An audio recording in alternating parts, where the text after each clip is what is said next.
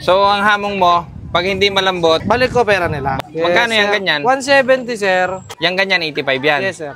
Ngayong araw, ang isi-share ko naman sa inyo ay ang Boss Tapa na inyong matatagpuan sa Dabilan Food Park, Carmona, Cavite. Kapag nagkita kayo ng ganito kahaba ang pila, sure ako na yan ay dito sa Boss Tapa. Ito talaga yung may pinakamaraming pila dito sa Dabilan Food Park. Kaya kung pupunta kayo dito, agahan ninyo para umabot kayo. Madali lang maubos ang tapa nila.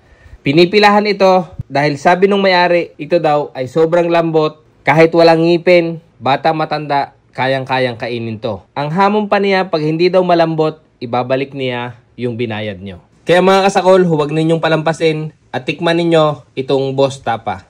Huwag na natin itong patagalin pa. Tara, simulan na natin ang sakulan. Hello, bossing. Yes, sir. Magandang hapon. Magandang hapon din, sir. Anong meron din eh? Tapa, sir. Beef tapa, sir. Beef tapa, nasaan ang tapa? Eto, sir. Ayan. Yes, Magkano yung sir. ganyan? 170, sir. 170 pag puro tapa. Yes, sir. Pag wala po siyang rice, sir. Beef, plato. Ay pag normal, Pag normal, sir, 85 po. Pag dalawa po, 159 po siya. pag dalawa 159. Yes, sir. Pag isa lang, 85, sir. 85. Yes, sir. Yang ganyan, 85 yan. Yes, sir. Ang daming pila dito ah.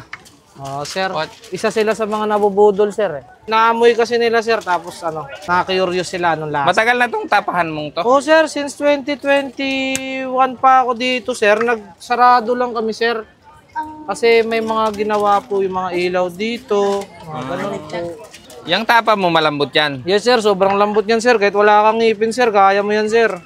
Pag hindi totoo, balik ko pera niya.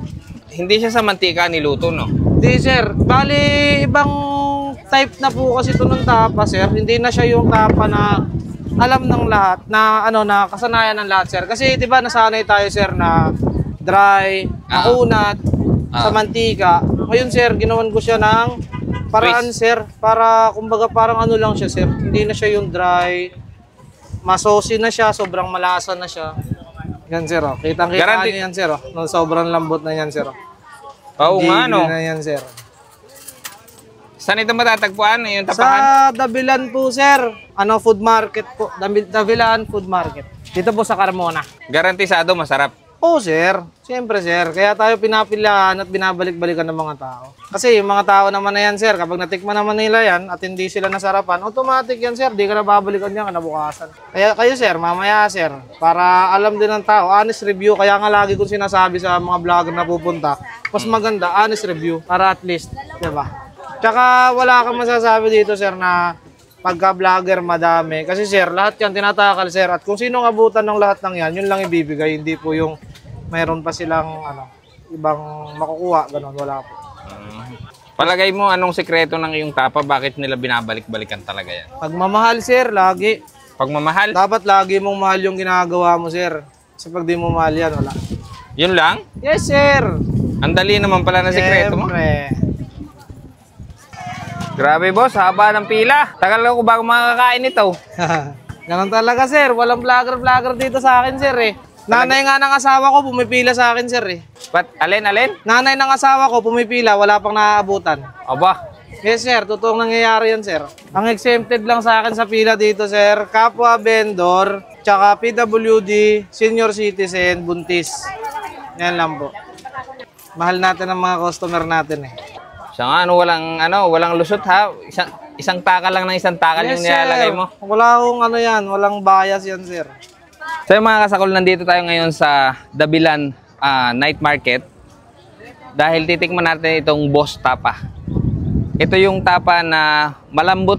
Sabi ni sir, nung mayari, pag hindi daw malambot at hindi masarap, ibabalik daw niya yung bayad nyo. Pero bago natin simulan tikman ito, magdasal po muna tayo. Bless us, O Lord, in this day gift is about to receive from thy bounty through Christ our Lord. Amen. Ano pang hinihintay natin? Attack. Ayan. Tikman natin yung tapa.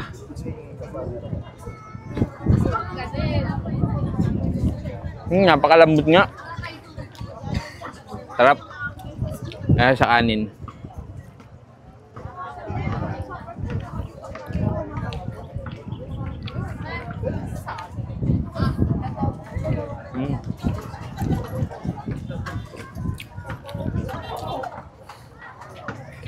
Sarap. Parang ano eh. Alam niyo yung tapa na parang adobo na ang lasa. Lagyan natin ang suka. Kasi pag tapa, dapat may suka.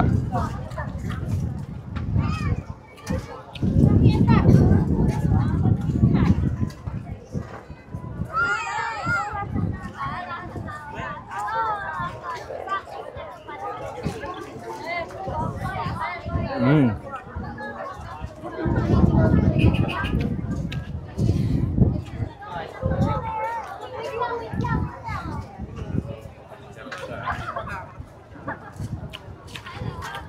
Tama naman si Sir.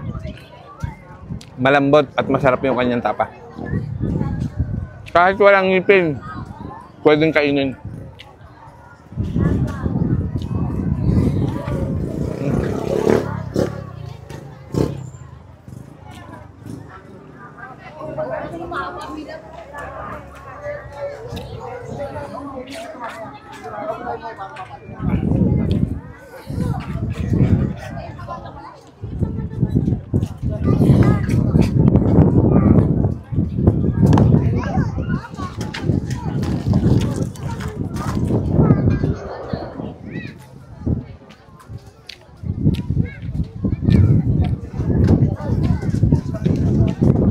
Haba ng pila.